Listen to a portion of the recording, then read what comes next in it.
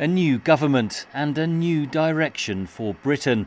Labour leader Keir Starmer and his wife Victoria were cheered by supporters as they arrived Friday at the Prime Minister's residence.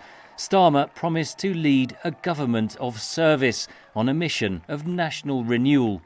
From now on, you have a government unburdened by doctrine, guided only by the determination to serve your interest, to defy quietly those who have written our country off. The result brings a crushing end to 14 turbulent years of rule under the Conservatives, their worst result in history. I have heard your anger, your disappointment, and I take responsibility for this loss. Britain has had 5 prime ministers in just the past 8 years, a period that saw Britain's exit from the European Union, the coronavirus pandemic, Russia's invasion of Ukraine, a financial market crash under Liz Truss, and an inflation crisis. Immigration remains a major political issue. The Conservative plan to reroute some asylum seekers to Rwanda for processing is set to be dropped by Starmer. Labour is going to need to find a solution to the small boats coming across the channel. It's going to ditch the Rwanda scheme, but it's going to have to come up with other solutions to deal with that particular problem.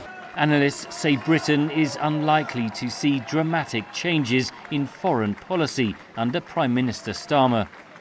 Keir Starmer's Labour government will continue to back Ukraine against Russia very strongly. It will try and maintain the special relationship with the United States of America, although that will get a little bit more difficult if President Trump is re-elected. Starmer's first foreign visit will likely be to next week's NATO summit in Washington. I know that he's a strong supporter of NATO, of the transatlantic alliance, and also committed to ensure that the United Kingdom continues to be a strong and very committed NATO ally. But there are defence challenges at home.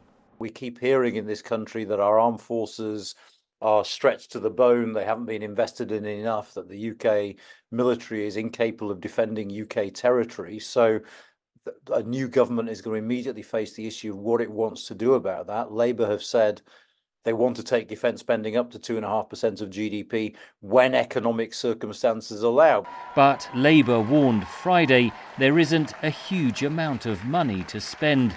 Any mission of renewal will have to be a long-term project. Henry Ridgwell, VOA News, London.